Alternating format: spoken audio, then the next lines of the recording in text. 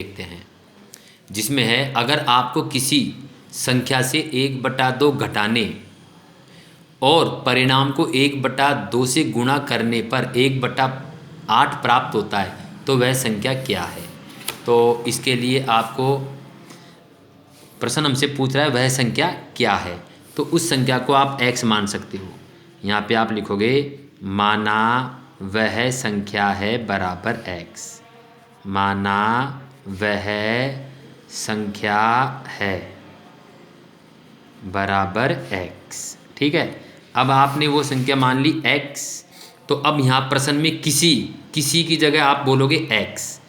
प्रश्न को ऐसे पढ़ोगे कि x संख्या से 1/2 घटाने पर, तो यहाँ पे आप लिख दोगे प्रश्नानुसार, प्रश्नानुसार।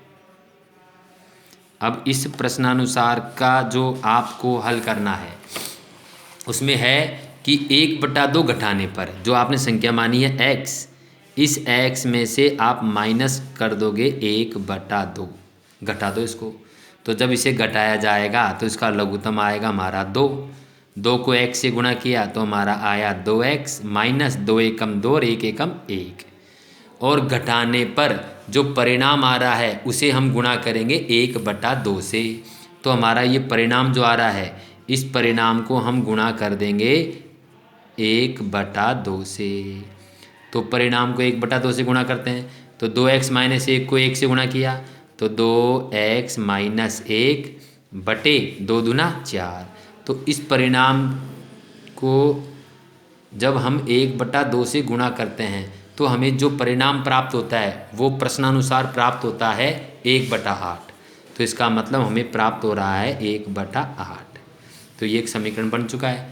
तो यहाँ पे आप देखोगे कि ये दोनों संख्या बटे में है, बीच में बराबर का चिन्ह है, तो आप इसे वज्र गुणा करोगे, यानी आप 8 को गुणा करोगे 2x माइनस 1 से बराबर, और 4 को गुणा करोगे 1 से, 4 एकम 4, तो 8 दूनी 16x माइनस 8 एकम 8 बराबर 4। अब यहाँ पे हम पक्षांतरण कर देते हैं जैसे हमने 2.1 में किया था।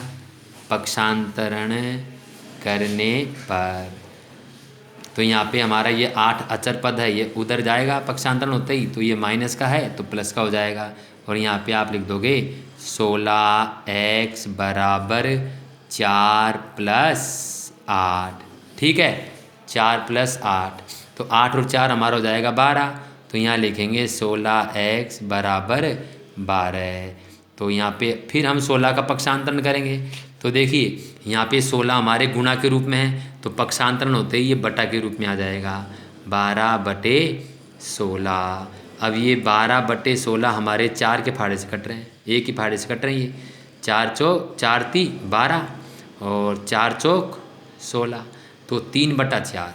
तो x हमारा क्या आया 3/4, और x को हमने क्या माना था, वह संख्या जो प्रश्न हमसे पूछ रहा है ना जिस संख्या के बारे में, तो वह संख्या हमारी आ गई 3/4। तो यहाँ पे आप लिख दोगे अतः संख्या वह संख्या बराबर 3/4 है। तो इस प्रकार आप इसके पहले क्वेश्चन को हल करें और बाकी के जो क्वेश्चन हैं उसे भी आप हल करने का अभ्यास करें। ठीक है, तो